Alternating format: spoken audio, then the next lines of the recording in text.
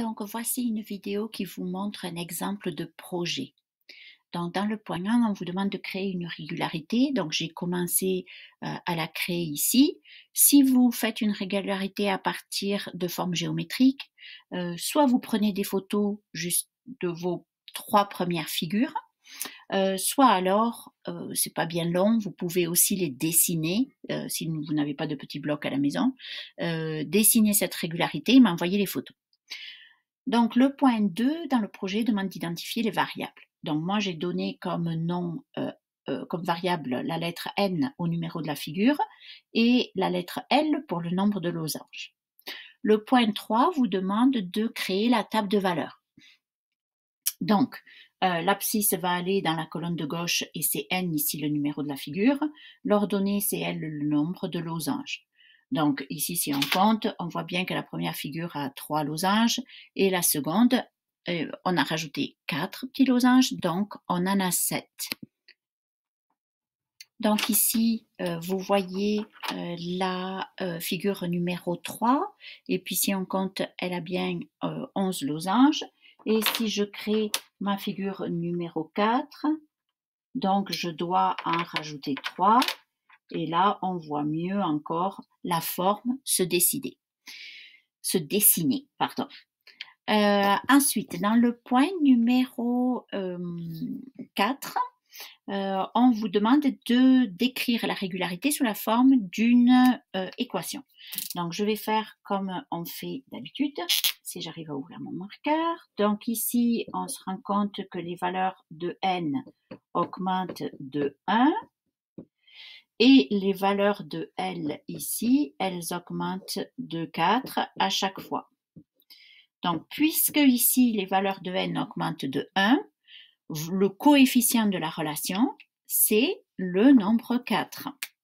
Donc, vous pourriez écrire la relation. Non, c'est pas Y, c'est L. Oups.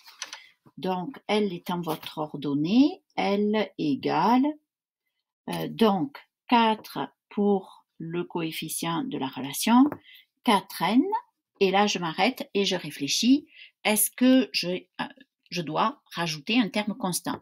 Donc, pour le savoir, je vais remplacer n par une des valeurs qui sont dans la table de valeurs. Mettons la plus simple, 1. Donc, si n est égal à 1, 4n vaut 4, or L ici vaut 3. Donc, ça veut dire qu'il faut que je rajoute un terme constant, et ce terme constant, c'est moins 1.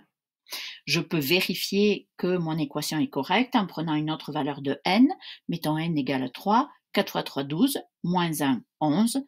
Je trouve bien le 11 ici.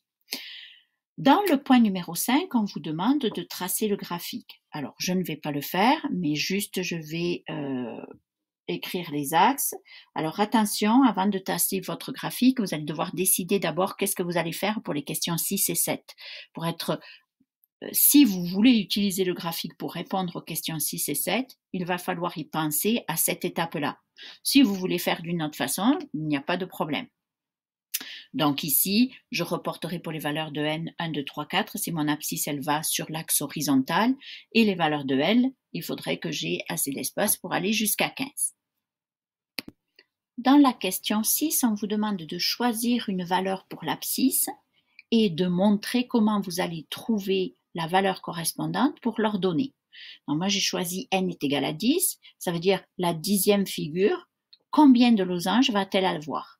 Donc vous avez deux façons de faire ça. Soit vous continuez votre table de valeurs jusqu'à 10, c'est un peu long, mais vous pourriez 5, je vais avoir 19 losanges et ainsi de suite jusqu'à 10. Donc vous pouvez montrer que vous avez fait ça.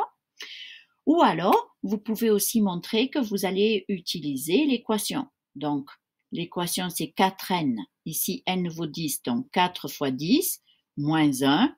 Et je sais que pour la figure 10, je devrais avoir besoin de 39 losanges.